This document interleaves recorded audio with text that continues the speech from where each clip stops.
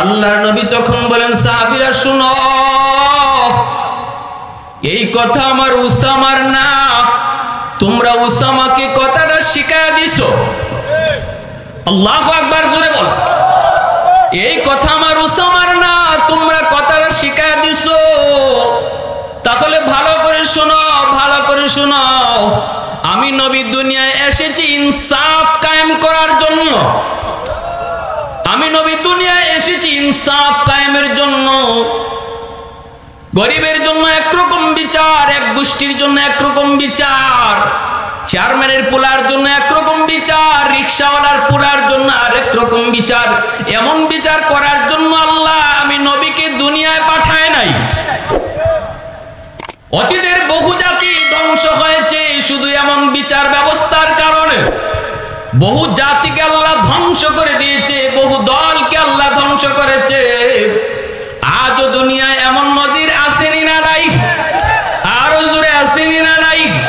দলের লোকে অপরাধ করলে তার কোনো বিচার নাই, আর বিরোধী দল যদি অপরাধ করত তাহলে তার শেরের উপরে শোয়াশের। আওয়াজ দিয়া বলো ঠিক কিনা? দুর্বল মানুষগুলি কোথায় বিচার নেওয়া যাবে সেই জায়গা ছিল না। থানায় গেলে পরে ওসি মামলা নিত না, দারোগায় মামলা নিত না, মেম্বারের কাছে গেলে মেম্বার কথা বলতো না, কারণ মেম্বার তার পকেটের লোক, বিরোধী দলের পকেটের লোক।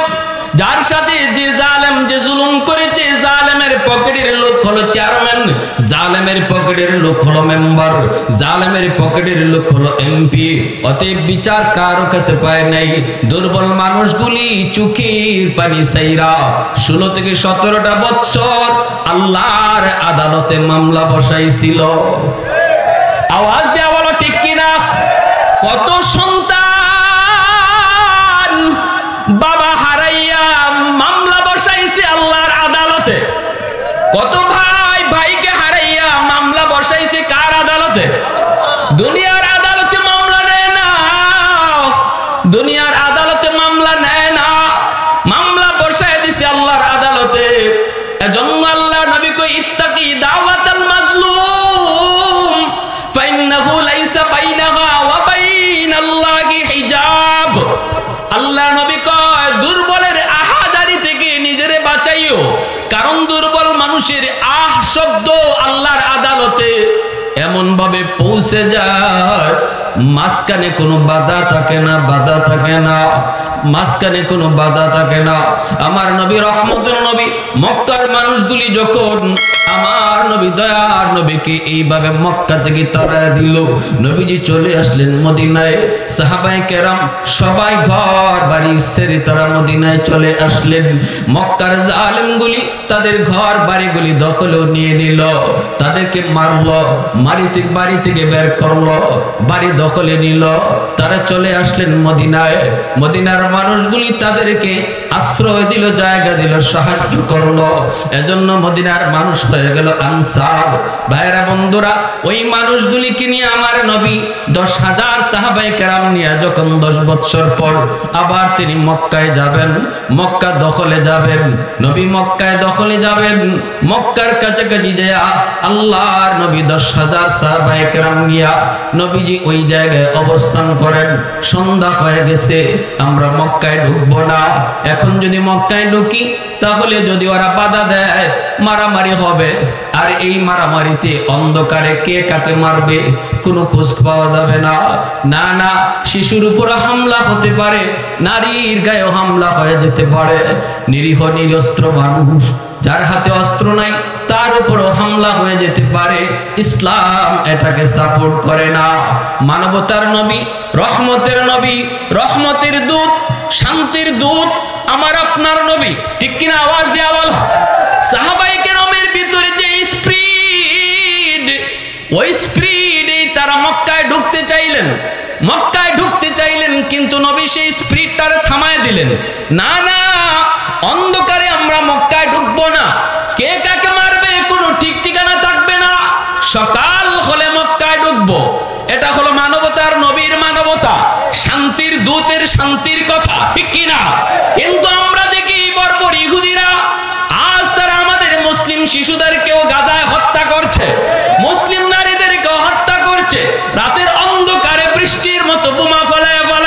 মুসলমানের ঘর বাড়িগুলি ধ্বংস করছে, অথচ মানবতার স্লোগান উঠায় ওরা, মানবতার কথা বলে ওরা, বড় বড় কথা কয় ওরা।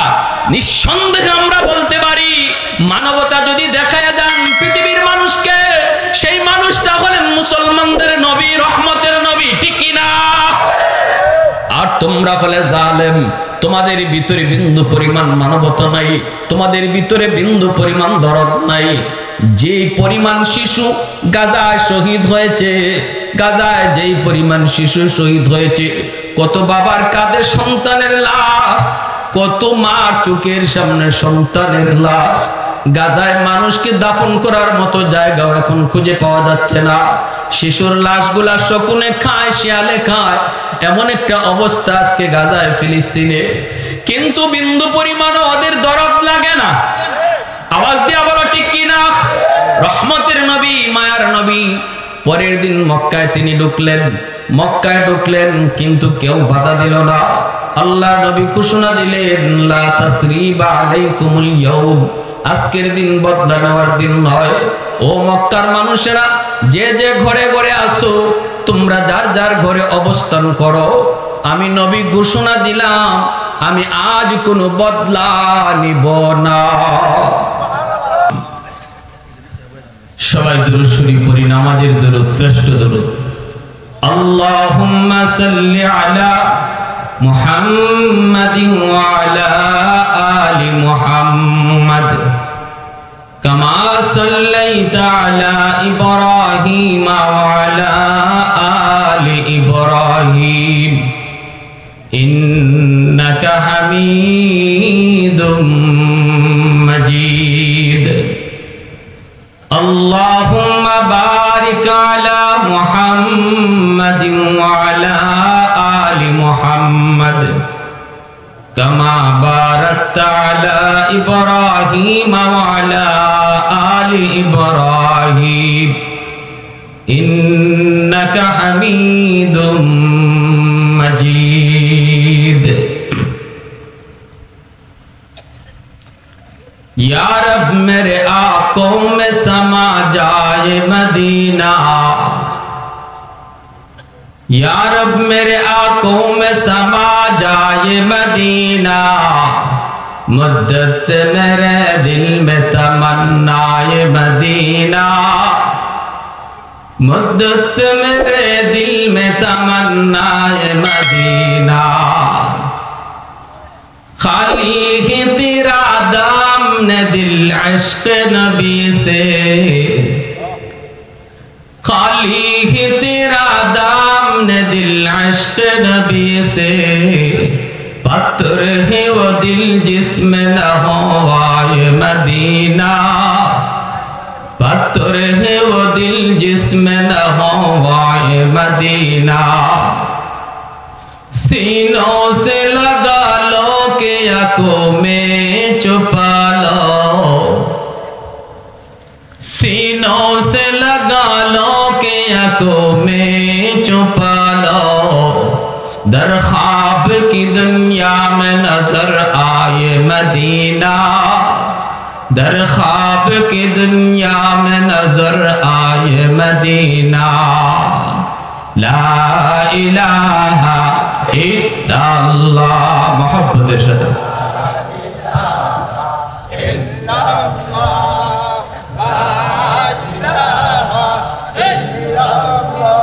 ला इलाहा इल्लल्लाह, ला इलाहा इल्लल्लाह, ला इलाहा इल्लल्लाह।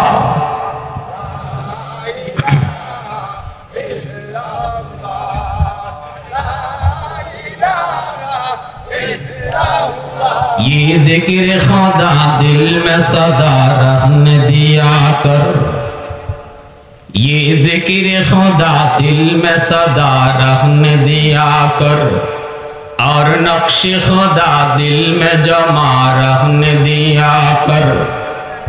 मुर्शिद की नजर गज़ बसर से ढकती है, क्या खुश नजरी खुश नजरी खुश नजरी है। क्या खुश नजरी है, दिल तूर के दिल जोर दिया सबका खुदा से, क्या दिल शिकानी है, क्या दिल शिकानी है। ला इलाहा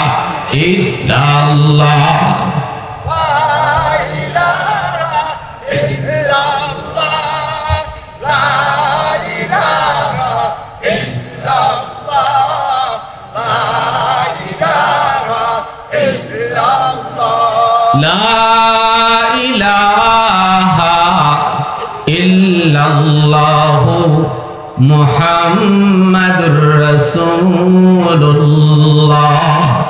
जोरे सुरे बोले सल्लल्लाहु अलैहि वसल्लम।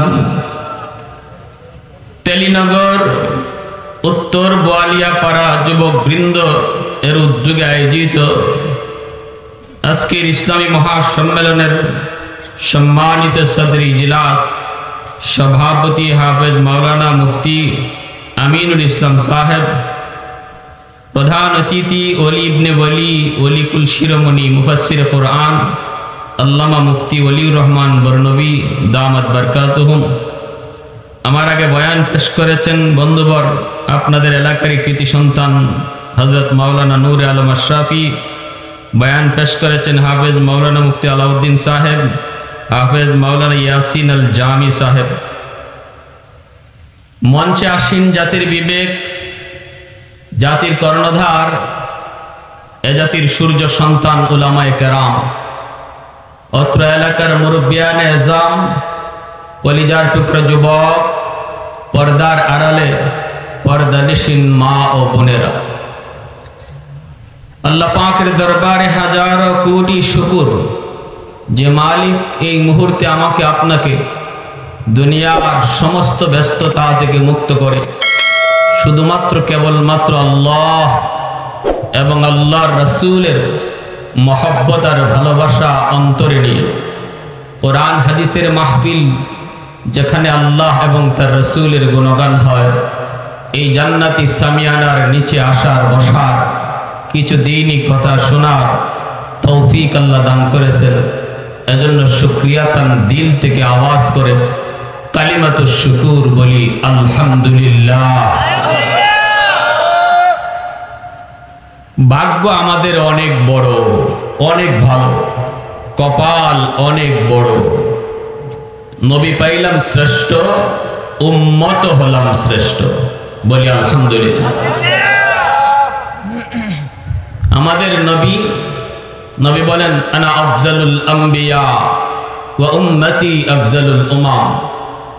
আমি নবী সকল নবীদের মধ্যে শ্রেষ্ঠ নবী, আর আমার উম্মত সকল উম্মতের মধ্যে শ্রেষ্ঠ উম্মত। তাহলে কপাল আমাদের বড় না? কপাল পাইছি ভালো, কিন্তু সবার কপালে সব সয় না, সবার কপালে সব সয় না। এত বড় নবী, যে নবীর উম্মত হওয়ার জন্য বনি ইসরাইলের নবীরা পর্যন্ত আল্লাহর কাছে ফরিয়াদ করেছেন, আল্লাহ নবুয়তি চাই না, আখির নবীর উম্মত বানাও। সুবহানাল্লাহ। আল্লাহ কোন নবীর আবদার কবুল করেন নাই। একজন পয়গম্বর যার নাম হলো দানিয়াল আলাইহিস সালাম, আল বিদায়া ওয়ান নিহায়া কিতাবের ভিতরে লিখেন, বনি ইসরাইলের এই দানিয়াল পয়গম্বর ইনি একটা অভিনব কায়দায় দোয়া করে বসলেন। ইনি বলতেছেন, আল্লাহ অনেকেই আবদার করছে আখির নবীর উম্মত বানাও, নবুয়তি চাই না, তুমি কবুল করো নাই, আমি এমন দোয়া করব না, তবে আমি একটা দোয়া করি, আল্লাহ এই দোয়াটা কবুল করো। আমার মৃত্যুর পর আমার লাশটারে তুমি পচাইও না, গলাইও না, সুরক্ষিত একটা জায়গায় রেখে দিও, যেন উম্মতে মুহাম্মদী কারো না কারো হাতে আমার কাফন দাফন হয়। সুবহানাল্লাহি ওয়া বিহামদিহি, সুবহানাল্লাহ। চিন্তা করছে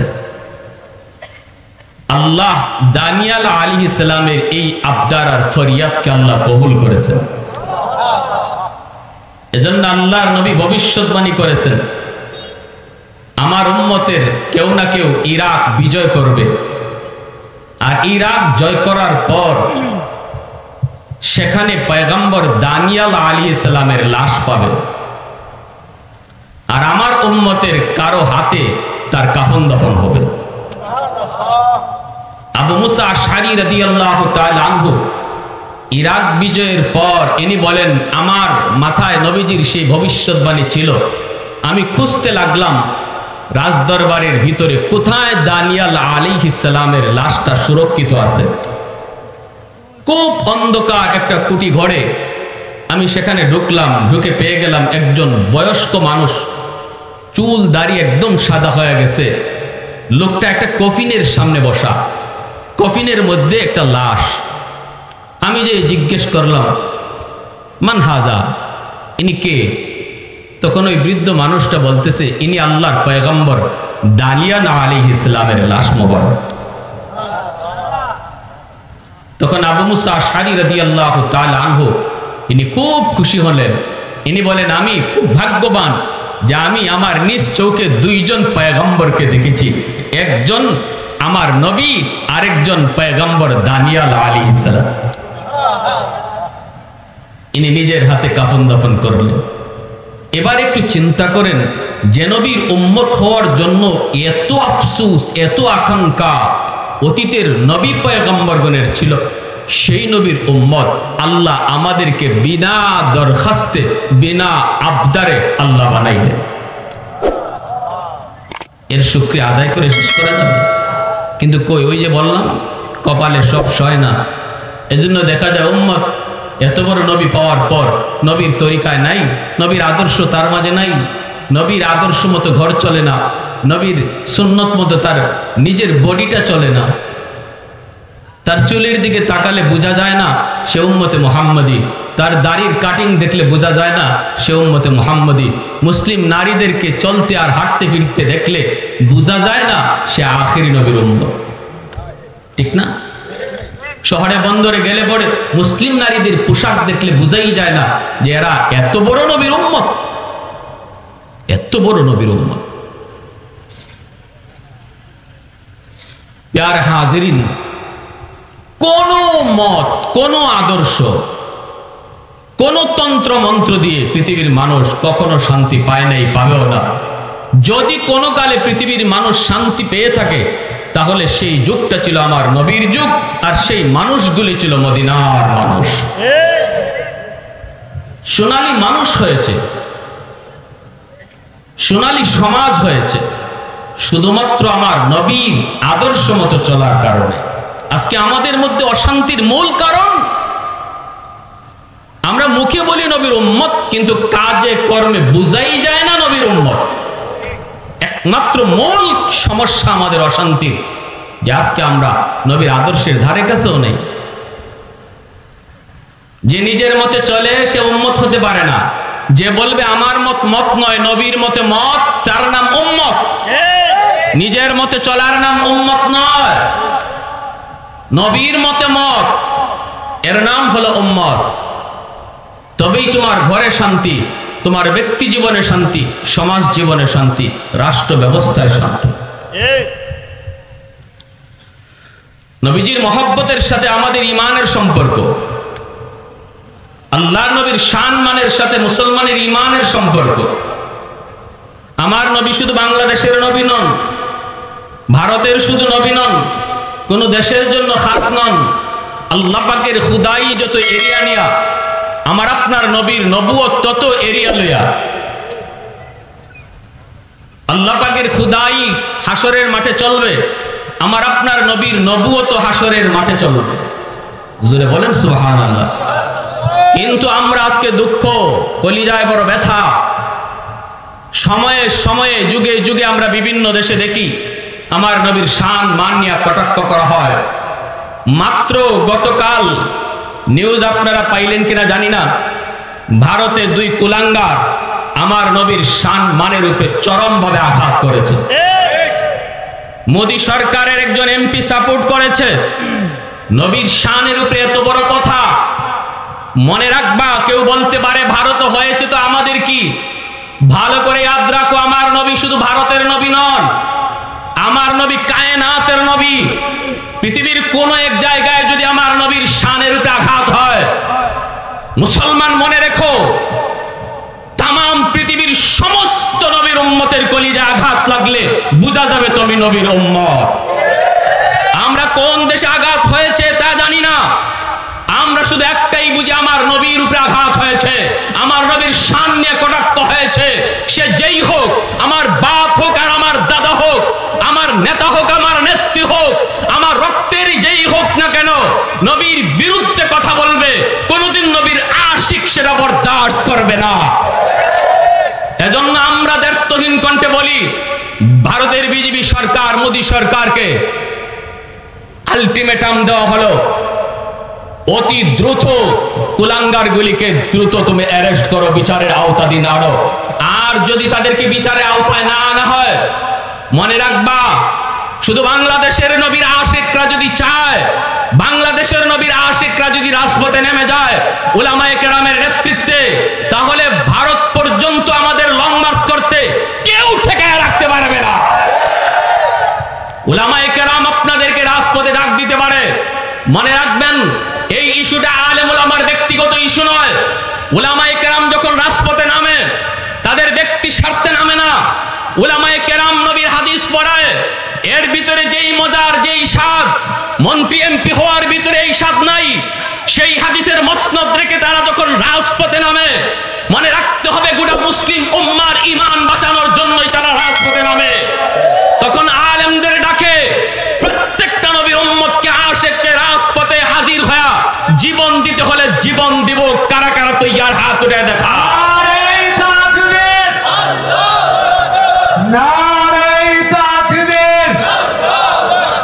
ইসলামের শত্রুরা, কমি মাদ্রাসার শত্রুরা,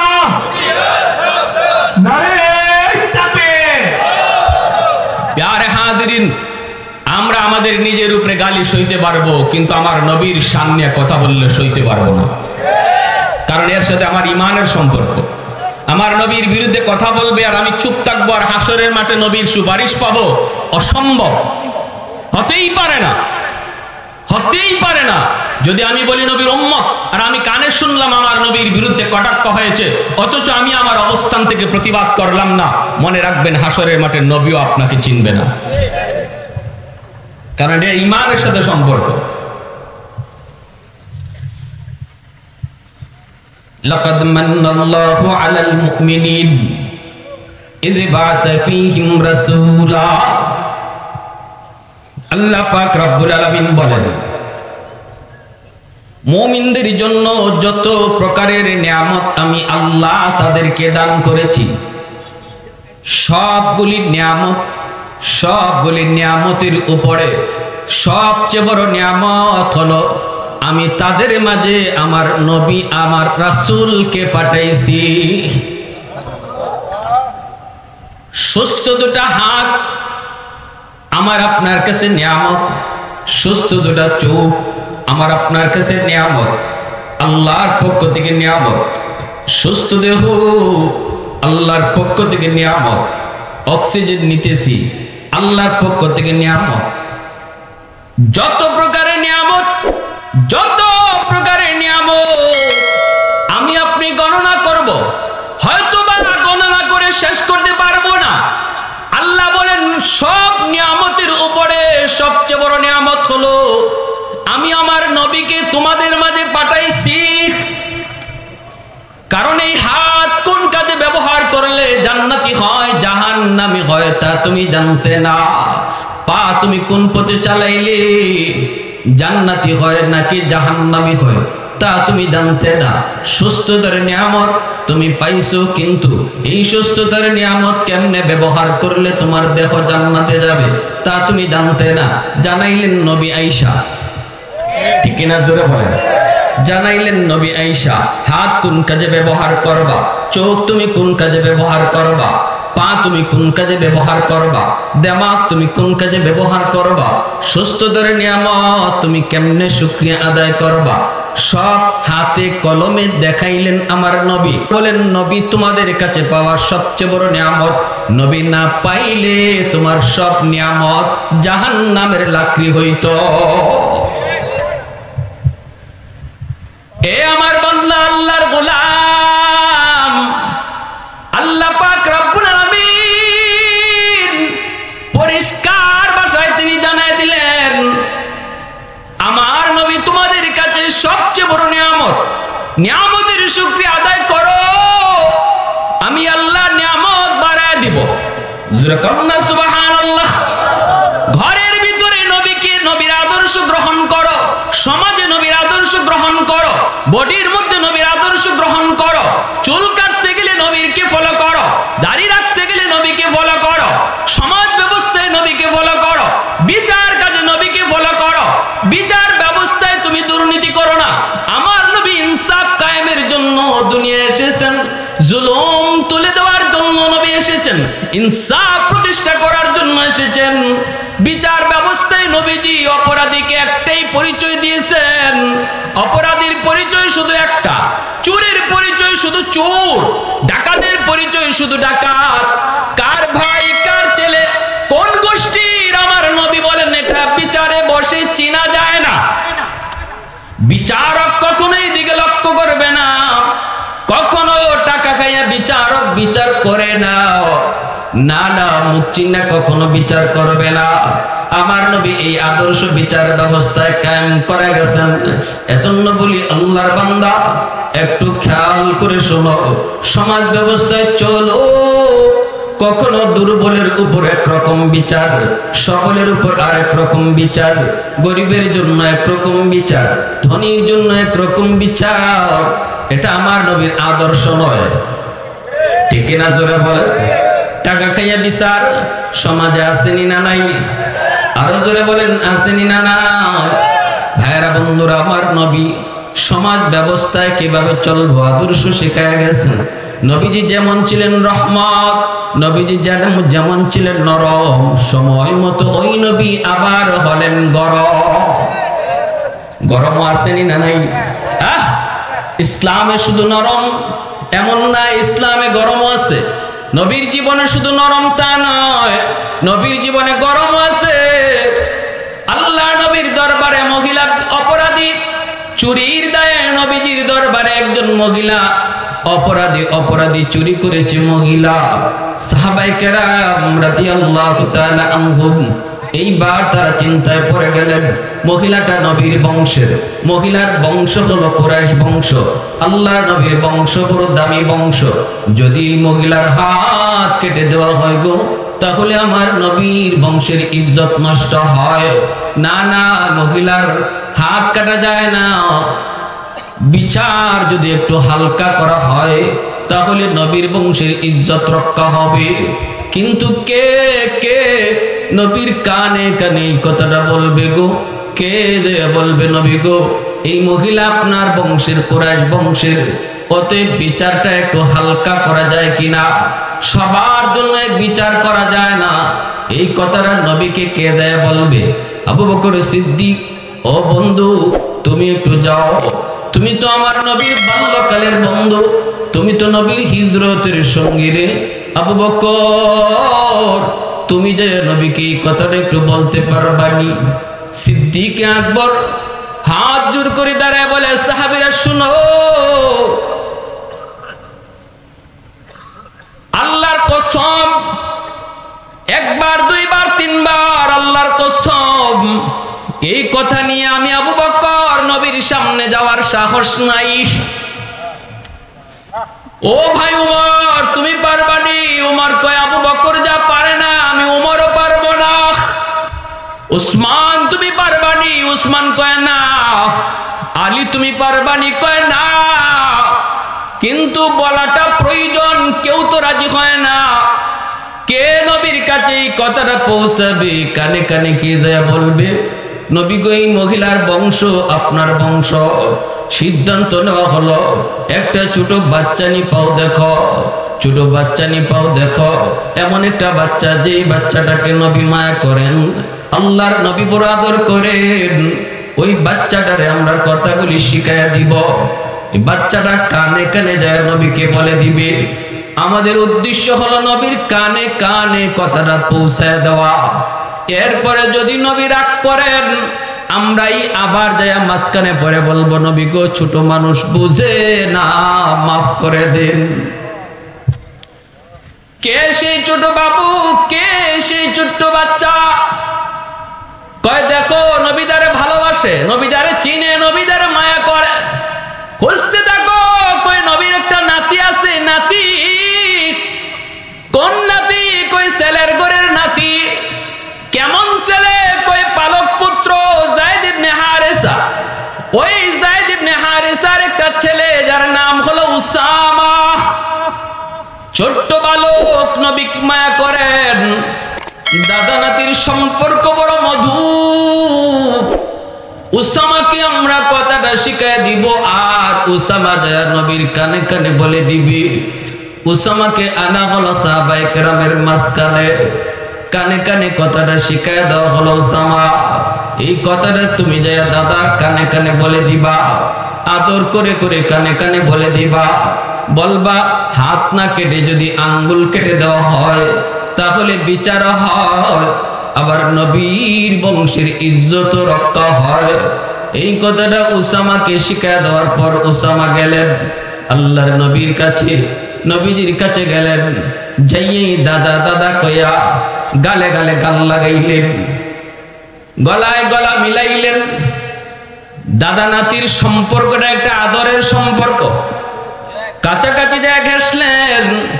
শিশু বাচ্চারা যদি কোনো কিছু বলতে চায়, কোনো আবদার পেশ করতে চায়, তাহলে দেখবেন সবার আগে বাবার কাছাকাছি এসে ঘেঁষাঘেঁষি করে, গালে গালে গাল লাগায়, আদর করে। কাছাকাছি ভিড়ে প্রথমে এসে আবদার করে না, আদর করে তারপরে আস্তে আস্তে কথাটা বলে। উসামা আইসো নবীর কানে কানে বলার আগে নবীর গায়ে গায়ে ঘেঁষতেছেন। নবী বলতেছেন, উসামা ভাই তুমি এমন কেন করো? কি ব্যাপার, কি কথা? কোনো কথা আছে নাকি? কোনো আবদার আছে নাকি? কোনো চাওয়া পাওয়া আছে নাকি? একটু বলো। তখন মুচকি হেসে কানে কানে বলেন, দাদা একটা কথা বলবো। নবী বলেন, বলো। কই দাদা গো, আজকে যেই মহিলা আপনার আদালতে চুরির অপরাধে ধরা পড়লো, এই মহিলা কোন বংশের জানেননি? নবী কয়, না জানি না, জানার প্রয়োজনও নাই।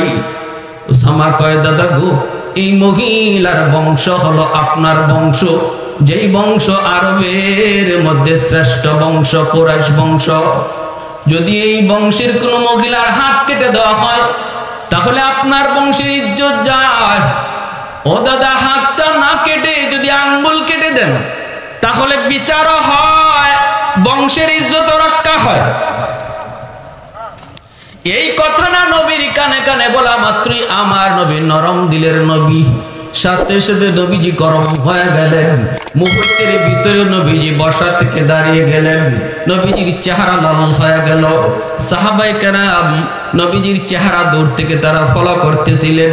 নবীজি যেই মাত্র গুসা হয়ে দাঁড়িয়ে গেলেন, সাহাবায়ে কেরাম তারা দৌড়ায় কাছে আসলেন। আয়েশা বলতেছেন, ইয়া রাসূলুল্লাহ, ছোট্ট মানুষ বুঝে না, বলে ফেলেছে, নবী গো মাফ করে দেন। আল্লাহর নবী তখন বলেন, সাহাবীরা শুনো, এই কথা আমার উসামার না, তোমরা উসামাকে কথাটা শিখায়া দিছো।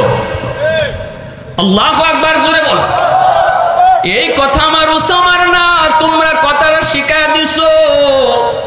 তাহলে ভালো করে শোনো, ভালো করে শোনো। আমি নবী দুনিয়ায় এসেছি ইনসাফ কায়েম করার জন্য। আমি নবী দুনিয়ায় এসেছি ইনসাফ কায়েমের জন্য। গরিবের জন্য একরকম বিচার, এক গোষ্ঠীর জন্য একরকম বিচার, চেয়ারম্যানের পোলার জন্য একরকম বিচার, রিক্সাওয়ালার পোলার জন্য আরেক রকম বিচার। এমন বিচার করার জন্য আল্লাহ আমি নবীকে দুনিয়ায় পাঠায় নাই। অতীতের বহু জাতি ধ্বংস হয়েছে শুধু এমন বিচার ব্যবস্থার কারণে। বহু জাতিকে আল্লাহ ধ্বংস করে দিয়েছে, বহু দলকে আল্লাহ ধ্বংস করেছে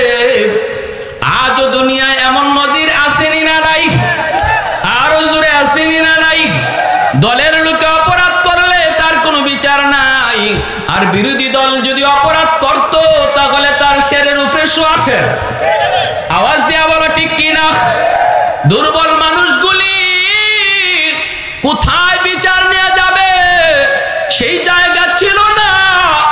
থানায় গেলে পরে ওসি মামলা নিত না, দারোগায় মামলা নিত না, মেম্বারের কাছে গেলে মেম্বার কথা বলতো না, কারণ মেম্বার তার পকেটের লোক, বিরোধী দলের পকেটের লোক।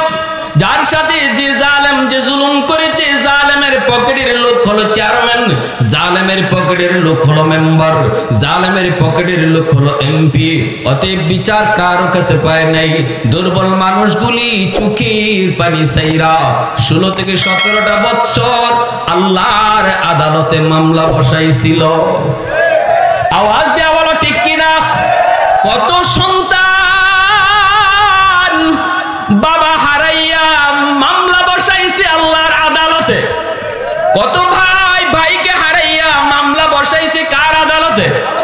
দুনিয়ার আদালতে মামলা নেয় না, দুনিয়ার আদালতে মামলা নেয় না, মামলা বসায় দিছে আল্লাহর আদালতে। এজন্য আল্লাহ নবী কই ইত্তাকি দাওয়াতাল মাজলুম ফাইন্নাহু লাইসা বাইনাহা ওয়া বাইনাল্লাহি হিজাব।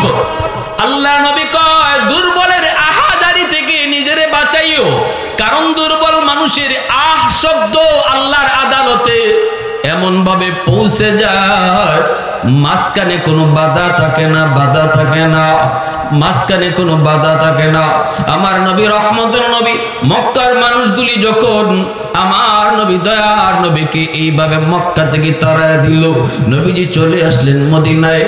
সাহাবায়ে কেরাম সবাই ঘর বাড়ি ছেড়ে তারা মদিনায় চলে আসলেন। মক্কার জালেমগুলি তাদের ঘর বাড়িগুলি দখলেও নিয়ে নিল, তাদেরকে মারলো, বাড়ি থেকে বের করলো, বাড়ি দখলে নিল। তারা চলে আসলেন মদিনায়। মদিনার মানুষগুলি তাদেরকে আশ্রয় দিল, জায়গা দিল, সাহায্য করলো। এজন্য মদিনার মানুষ হয়ে গেল আনসার।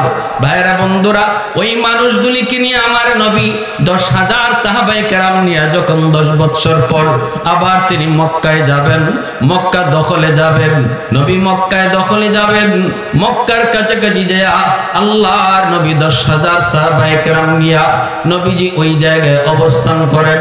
সন্ধ্যা হয়ে গেছে, আমরা মক্কায় ঢুকবো না। এখন যদি মক্কায় ঢুকি তাহলে যদি ওরা বাধা দেয় মারামারি হবে, আর এই মারামারিতে অন্ধকারে কে কাকে মারবে কোনো খোঁজ পাওয়া যাবে না। না না, শিশুর উপর হামলা হতে পারে, নারীর গায়েও হামলা হয়ে যেতে পারে। নিরীহ নিরস্ত্র মানুষ, যার হাতে অস্ত্র নাই, তার উপরও হামলা হয়ে যেতে পারে। ইসলাম এটাকে সাপোর্ট করে না। মানবতার নবী, রহমতের নবী, রহমতের দূত, শান্তির দূত আমার আপনার নবী, ঠিক কিনা? আওয়াজ দেয়া বলো।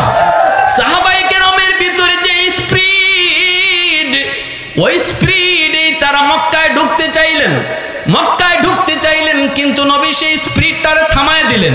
না না, অন্ধকারে আমরা মক্কায় ঢুকবো না, কে কাকে মারবে কোনো ঠিক ঠিকানা থাকবে না, সকাল হলে মক্কায় ঢুকবো। এটা হলো মানবতার নবীর মানবতা, শান্তির দূতের শান্তির কথা, ঠিক কিনা? কিন্তু আমরা দেখি বর্বর ইহুদিরা আজ তারা আমাদের মুসলিম শিশুদেরকেও গাজায় হত্যা করছে, মুসলিম নারীদেরকেও হত্যা করছে, রাতের অন্ধকারে বৃষ্টির মতো বোমা ফলায় ফলায় মুসলমানের ঘর বাড়িগুলি ধ্বংস করছে। অথচ মানবতার স্লোগান উঠায় ওরা, মানবতার কথা বলে ওরা, বড় বড় কথা কয় ওরা। নিঃসন্দেহে আমরা বলতে পারি মানবতা যদি দেখায় যান পৃথিবীর মানুষকে, সেই মানুষটা হলেন মুসলমানদের নবী, রহমতের নবী, ঠিক কিনা? আর তোমরা হলে জালেম, তোমাদের ভিতরে বিন্দু পরিমাণ মানবতা নাই, তোমাদের ভিতরে বিন্দু পরিমাণ দরদ নাই। যে পরিমাণ শিশু গাজায় শহীদ হয়েছে, গাজায় যেই পরিমাণ শিশু শহীদ হয়েছে, কত বাবার কাঁধে সন্তানের লাশ, কত মার চোখের সামনে সন্তানের লাশ। গাজায় মানুষকে দাফন করার মতো জায়গাও এখন খুঁজে পাওয়া যাচ্ছে না। শিশুর লাশগুলা শকুনে খায়, শিয়ালে খায়, এমন একটা অবস্থা আজকে গাজায়, ফিলিস্তিনে, কিন্তু বিন্দু পরিমাণও ওদের দরদ লাগে না। আওয়াজ দিয়া বলো ঠিক কিনা? রহমতের নবী, মায়ার নবী, পরের দিন মক্কায় তিনি ঢুকলেন। মক্কায় ঢুকলেন কিন্তু কেউ বাধা দিল না। আল্লাহ নবী ঘোষণা দিলেন, লা তাসরিবা আলাইকুমুল ইয়াউম, আজকের দিন বদলা নেওয়ার দিন নয়। ও মক্কার মানুষেরা, যে যে ঘরে ঘরে আসো, তোমরা যার যার ঘরে অবস্থান করো। আমি নবী ঘোষণা দিলাম, আমি আজ কোনো বদলা নিব না। আমি সবাইরে মাফ করে দিয়েছি। আমাদেরকে মাইরা পিটাইয়া ঘর বাড়ি থেকে যারা বের করে দিছো, তোমাদেরকেও মাফ করে দিয়েছি। একটা নজির দেখাও ইহুদিরা, একটা নজির এমন দেখাও খ্রিস্টানেরা, একটা নজির দেখাও হিন্দুরা, একটা নজির দেখাও তোমরা বৌদ্ধরা। তোমাদের কোন ধর্মীয় নেতার এমন একটা দৃষ্টান্ত দেখাও। আমার নবী মানবতার যে দৃষ্টান্ত রেখে গেছেন, একটাও দেখাতে পারবে না। ঠিক কিনা? আওয়াজ দিয়া বলেন। একটাও তারা দেখাতে পারবে না। ইয়াসিন সে মৌলা নে কভি উनको पुकारा, यासीन से मौला ने कभी उनको पुकारा, हामीम कभी और कभी तासीन इशारा, ये रमज़ो है कुछ आशिक माशूक के माबैन, समझा है जिन्हें खल्क़ों में एक सरवर कौनैन, समझा है जिन्हें खल्क़ों में एक सरवर कौनैन। নবীজি বলেন, আমার ভাই ইউসুফ তিনি যেইভাবে ভাইদেরকে ক্ষমা করে দিয়েছিলেন, আজ আমি এইভাবেই মক্কার মানুষদেরকে ক্ষমা করে দিলাম। কিভাবে ইউসুফ আলাইহিস সালাম ক্ষমা করেছিলেন, সংক্ষেপে শুধু একটু ঘটনাটা বুঝি, তাহলে আমার নবীর ক্ষমা করার দৃষ্টান্তটাও আমাদের বুঝে আসবে। মনোযোগ কার কার আছে একটু হাত উঠে আল্লাহকে দেখান।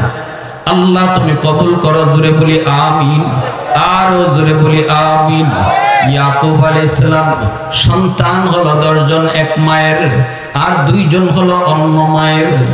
10 জন এক মায়ের গর্ভের সন্তান, আর এক মায়ের গর্ভে হলেন 2 জন। সেই 2 জন হলেন ইউসুফ আলাইহিস সালাম, আরেকজন হলেন ইউসুফ আলাইহিস সালামের ভাই, নাম হলো বিনয়ামিন। এই বিনয়ামিন আর ইউসুফ তারা হলেন এক মায়ের গর্ভের সন্তান। যখন বিনয়ামিন জন্ম নেয়, জন্ম নেওয়ার সময় ইউসুফ আলাইহিস সালামের আম্মা ইন্তেকাল করেন। অনেক মা গর্ভের সময়, প্রসবের সময় অনেক মা প্রসব বেদনা সহ্য করতে না পেরে শহীদ হয়। আসেনি না নাই? কি পরিমাণ কষ্ট, কি পরিমাণ কষ্ট! কত মা তখন মারা যায়, শহীদ হয়। ভাইরা, ইউসুফ আলাইহিস সালামের আম্মা তিনিও বিনয়ামিন জন্ম নেওয়ার সময় তিনি শহীদ হলেন। এখন মা হারা, মা নাই, 2 ভাই বাবার আদরে বড় হইতেছে। এইদিকে 10 ভাই, তারা দেখতেছে ইউসুফ আলাইহিস সালামের প্রতি বাবার মায়া, বাবার দরদ। কারণ বাবা তিনি ইউসুফ আলাইহিস সালামের একটা স্বপ্ন শুনে বুঝে গেছেন, আমার ইউসুফ একদিন আল্লাহর পয়গম্বর হবে। অটোমেটিক একটা মায়ার দয়া অটো চলে আসছে ইউসুফ আলাইহিস সালামের প্রতি। ইউসুফ আলাইহিস সালাম অনেক সুন্দর, সুন্দরের 100 ভাগকে আল্লাহ 2 ভাগে ভাগ করলেন। 50 ভাগ আর 50 ভাগ। 100 ভাগ সুন্দরকে 2 ভাগ কইরা 50-50, একদিকে 50 আর একদিকে 50, এই 2টা ভাগ করে আল্লাহ পাক 1 ভাগকে আবার 2 ভাগ করলেন। 50 আল্লাহ আবার 2 ভাগ করলেন। এই 2 ভাগের 25 ভাগ সৌন্দর্য দিয়া আল্লাহ ইউসুফ আলাইহিস সালামকে বানাইলেন। আর 25 ভাগ সৌন্দর্য দিয়া আল্লাহ পাক দুনিয়ার সমস্ত মাখলুক বানাইলেন। বাকি যে ছিল 50, ওই বাকি 50 যেটা ছিল রিজার্ভ, এই 50 ভাগ দিয়া আমার আপনার নবীকে আল্লাহ পাক বানাইছে। এজন্য আরেকটু জোরে সুবহানাল্লাহ, মহব্বতের সাথে সুবহানাল্লাহ। মা আহসানা লাম তারা কাত্তু আইনি ওয়ালাম আজমালা মিলকা লাম তালিদিন নিসাউ, খুলিকতা মুবাররাআম মিন কুল্লি আইবিন কান্নাকা খুলিকতা কামা তাশাউ, এজন্যই হাসান রাদিয়াল্লাহু তাআলা আনহু বলেন, নবী গো আপনার সৌন্দর্যের প্রশংসা আমি কেমন করে করব? আপনার মতো এত সুন্দর আমার চোখ কোনোদিন দেখে নাই। আপনার মতো এত সুন্দর কোন মা সন্তান জন্ম দিতে পারে নাই।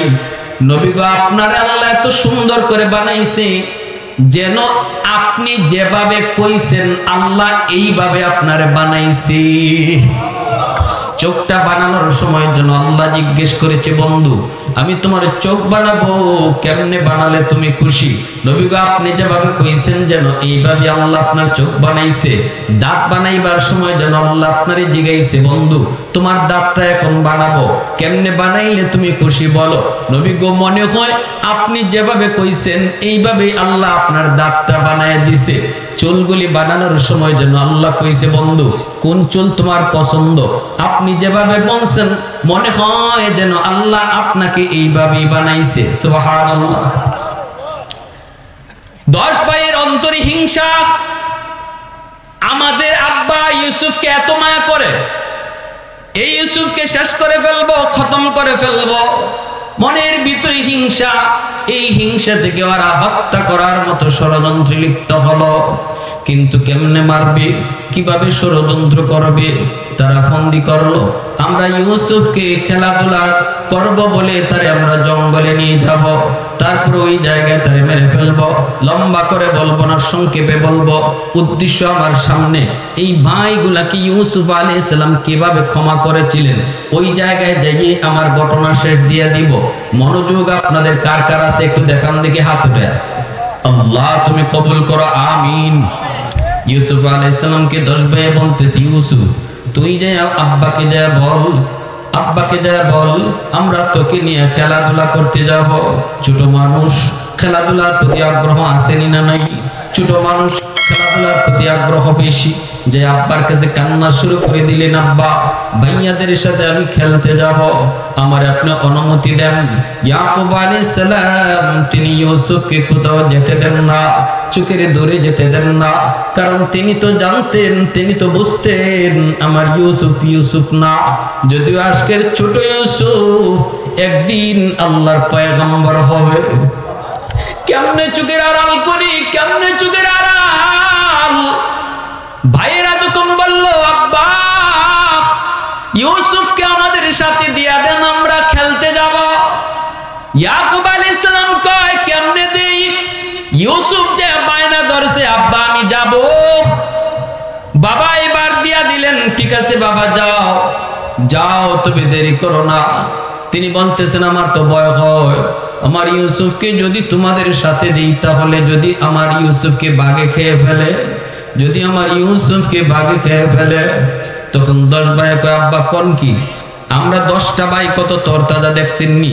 বাঘ যদি আয় আমাদের ভাই ইউসুফকে খাওয়ার জন্য, আমরা কি বসে থাকবো নাকি? এইভাবে বই না ইউসুফ আলাইহিস সালামকে সাথে নিয়ে গেল।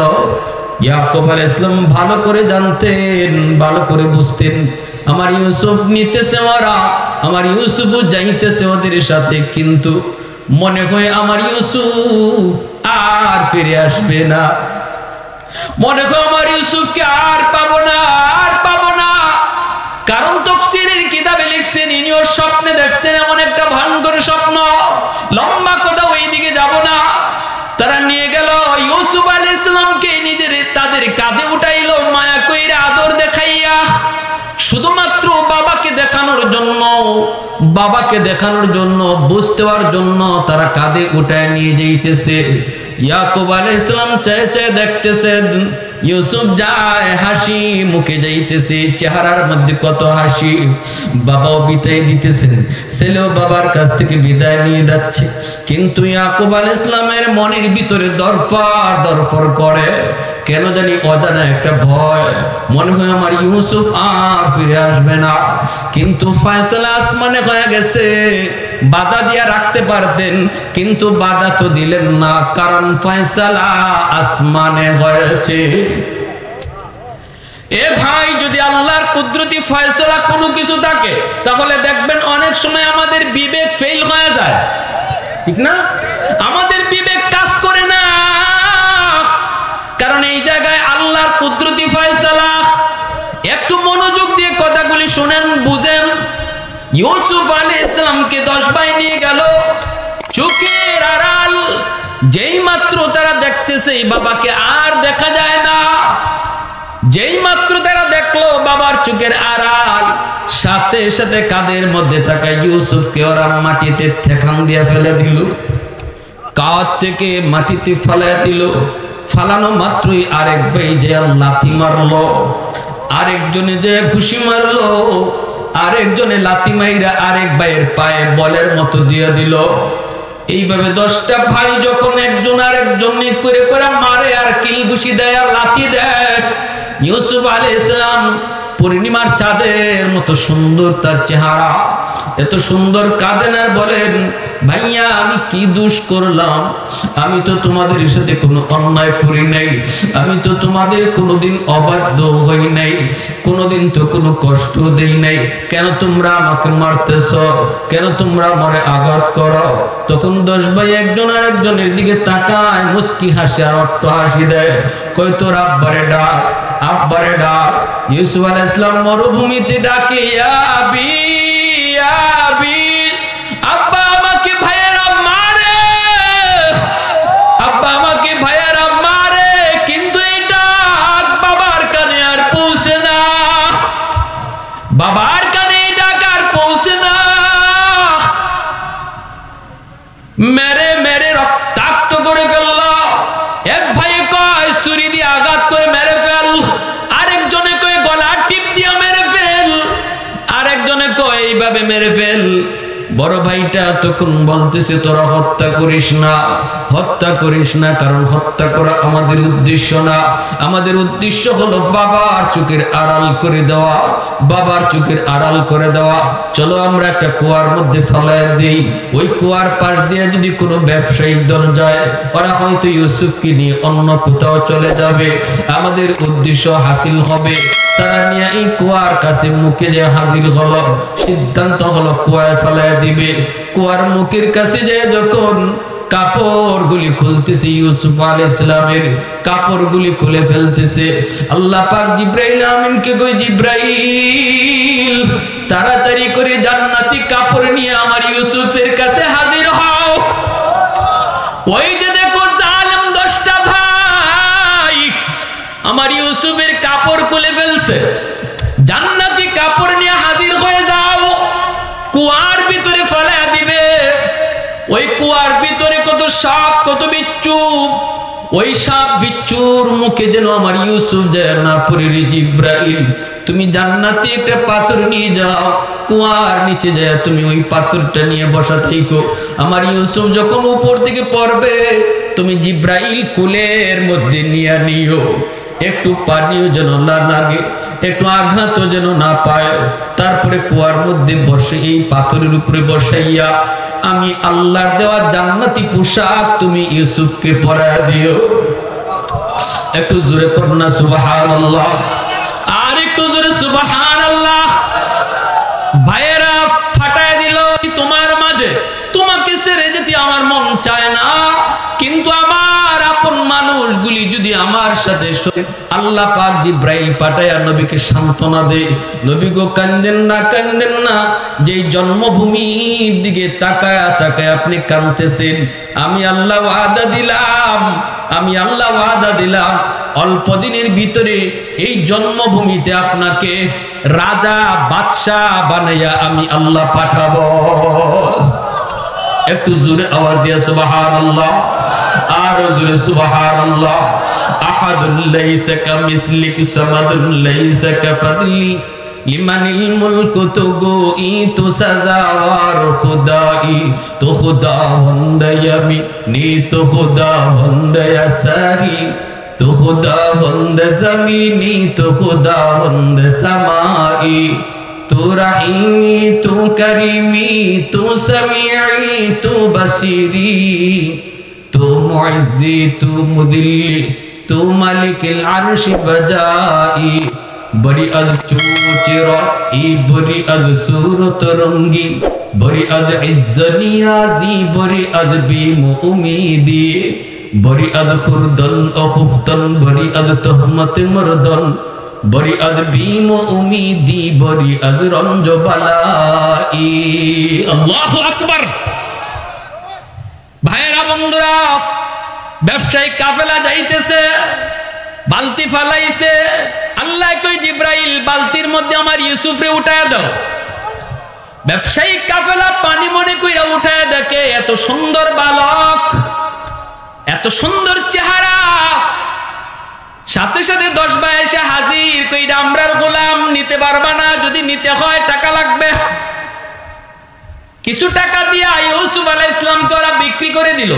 আর বলতেছে তোমরা কই যাবা? কই মিশর। কয় তাহলে ভালো হইছে, মিশর লয়ে যাও, কিছু টাকা দাও। টাকা দিয়া, এই টাকা দিয়া ব্যবসায়িকরা তারা ইউসুফ আলাইহিস সালামকে কিনে নিয়ে চলে যাইতেছে। ইউসুফ আলাইহিস সালাম চোখের পানি জড়া একটা বন্ধু আর কই ভাইয়া, এই জন্মভূমিতে আমি বড় হয়েছি, এই মাটির সাথে আমার সম্পর্ক, এই মাটিকে আমি বড় ভালোবাসি, এই মাটির সাথে আমি কোনোদিন বেঈমানি করি নাই, বিশ্বাসঘাতকতা করি নাই। কেন তোমরা আমার জন্মভূমি থেকে আমাকে এইভাবে চিরতরে বিদায় করে দিচ্ছ? আমার আব্বার কি হালত জানি না, জানি না। বাবার কাছে আমার সালামটা অন্তত পৌঁছায়ও, জানি না আর কোন দিন বাবার সাথে দেখা হবে। এই বইলে ইউসুফ আলাইহিস সালাম চলে গেলেন। যাওয়ার পথে তিনি মায়ের কবর পাইলেন।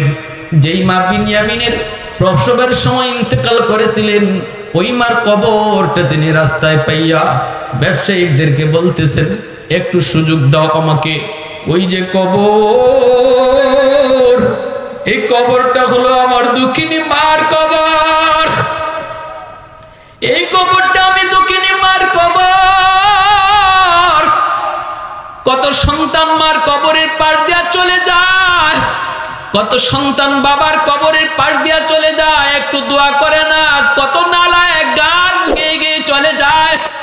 কবরের ভিতর থেকে মায় আফসোস করে, বাবা আফসোস করে, হায় রে আমার সন্তান, একটা বার যদি হাত উঠে বলতা রাব্বির হামহুমা কামা রাব্বায়ানি সগীরা, তোমার এই দোয়ার উসিলায় আল্লাহ পাক মার কবরের আযাব আল্লাহ মাফ করে দিত।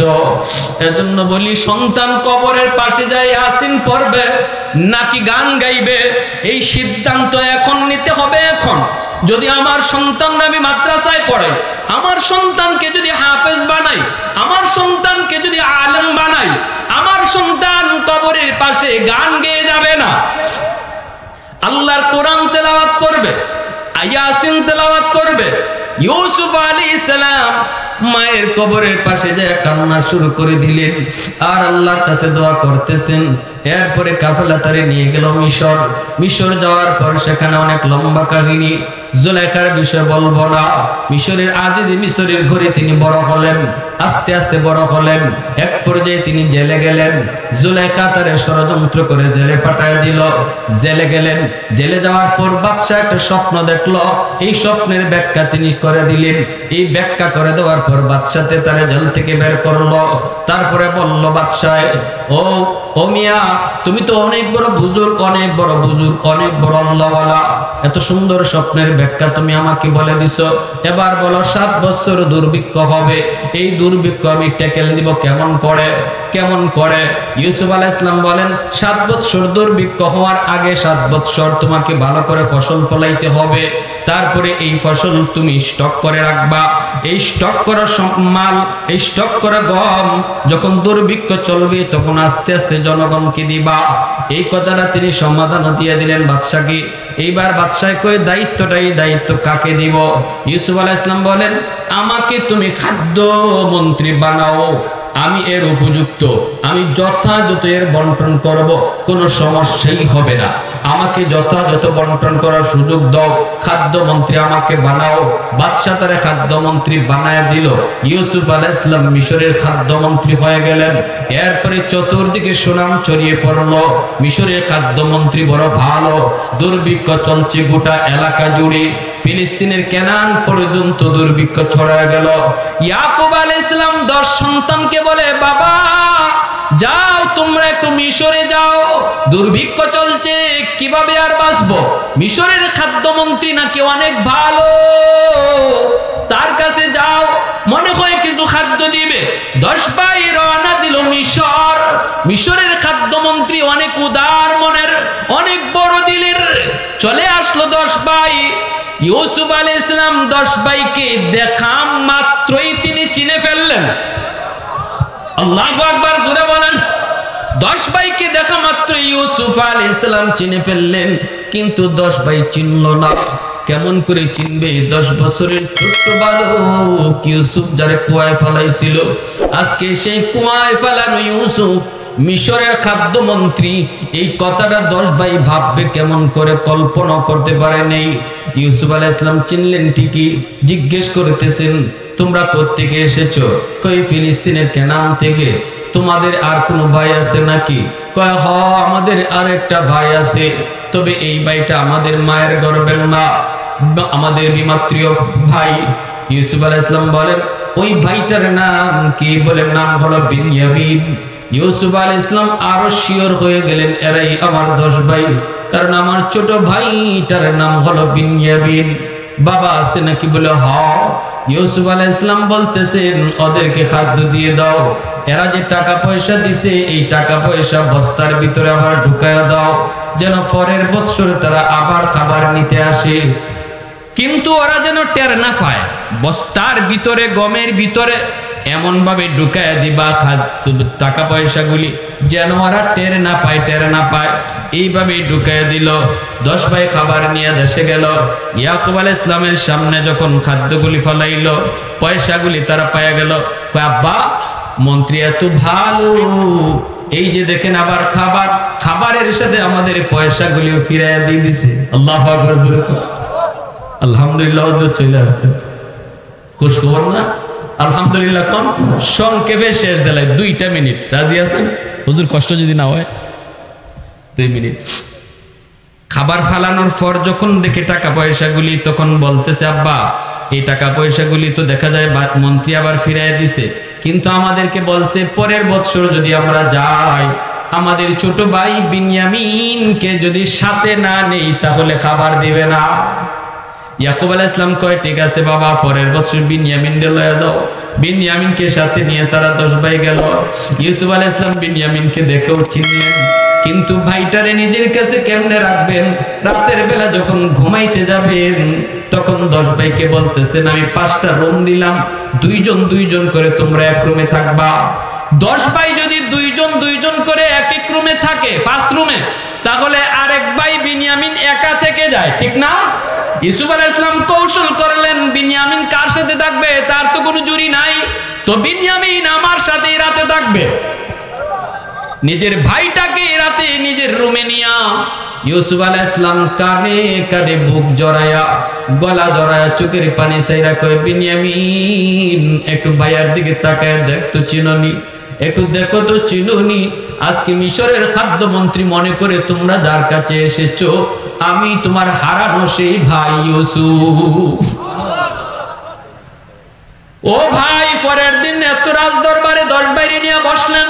ইউসুফ আলাইহিস সালাম নিজের পরিচয় দিয়া দিলেন, সংক্ষেপে বলতেছি, নিজের পরিচয় দিয়া দিলেন। 10 ভাই বলল, আপনি ইউসুফ? বলে, হ্যাঁ, আমি সেই হারানো ইউসুফ। মনে পড়ে কি সেই কুয়ার ভিতরে ফালানোর ঘটনা? বলে, হ্যাঁ, আমাদের সব মনে পড়েছে। তখনই ইউসুফ আলাইহিস সালাম বললেন, আমার সব মনে আছে, কিন্তু এরপরও আমি তোমাদের ক্ষমা করে দিলাম। লা তাতরিবা আলাইকুমুল ইয়াউম, তোমাদের কোনো দোষ নাই, সব দোষ শয়তানের। ইউসুফ আলাইহিস সালাম ভাইদের কোনো দোষ দিলেন না, দোষ দিলেন শয়তানের। সব অপরাধ ক্ষমা করে দিলেন। এজন্য আল্লাহর নবী মক্কা বিজয়ের দিন বলেছিলেন, আজ আমি ওই কথাই বলবো যেই কথা আমার ভাই ইউসুফ বলেছিল। মক্কার মানুষগুলি আমাকে মক্কা থেকে বিতাড়িত করেছে, আমি মক্কা দখলে এসেছি, ঘর বাড়ি ফিরাই নিতে পারি, কিন্তু আমার সাহাবীদেরকে বললাম, বাড়ি করে যাও, দখল বুঝায় নেওয়ার জন্য নয়, মালিকানা ওদেরকে বুঝায় দিয়ে আসো। আল্লাহু আকবার, জোরে বলেন। যারা তোমাদেরকে আমাদেরকে ঘর থেকে বাইর কইরা দখল নিয়েছে, আজকে আমরা তাদের কাছ থেকে দখল নেওয়ার কথা, কিন্তু আমি নবী ঘোষণা দিলাম, দখল নিবা না, বরং এতদিন তাদের দখল ছিল, মালিকানা ছিল না। আজকে প্রত্যেকে যার যার বাড়ি গিয়া ওদেরকে মালিকানাটাও বুঝায় দিয়ে দাও। সাথে সাথে আমার নবীর এই উদারতা দেখে দলে দলে মক্কার মানুষগুলি কালেমা পড়ে মুসলমান হয়ে গেল। ওই দিন যেই পরিমাণ মানুষ মুসলমান হয়েছে মক্কা বিজয়ের দিন, কোনো নজির নাই, কোনো ইতিহাস নাই, সব ব্রেক করেছিল। ভাইয়েরা বন্ধুরা, শুধুমাত্র আমার নবীর আখলাক আর উদারতার আদর্শের কারণে, ঠিক কিনা? এই মাসটা হলো আমার নবীর দুনিয়ার আগমন এবং দুনিয়া থেকে বিদায়ের মাস। কি ছিল আমার নবীর আদর্শ? নবীর আদর্শ ছিল সাধারণ ক্ষমা করে দেওয়া। আজ আমাদের সমাজ ব্যবস্থার ভিতরে আমরা দেখি, ভাই যদি একটু দ্বন্দ্ব করে, ভাই যদি একটু কটুকতা কয়, কেউ কাউরে ছাড়তে রাজি না। কেউ যদি ফানিসিটা দেয় আর একজনের সৈরের ডিয়া দেওয়ার লাগে রেডি থাকে, ঠিক না? ফানিসিটার বদলা আরো কঠিন ভাবে দেওয়ার চিন্তা করে। ভাই ভাইয়ের সম্পদ নষ্ট করতেছে, ভাই ভাইয়ের সম্পদ আত্মসাৎ করতেছে, ভাই বোনের সম্পদ নষ্ট করতেছে।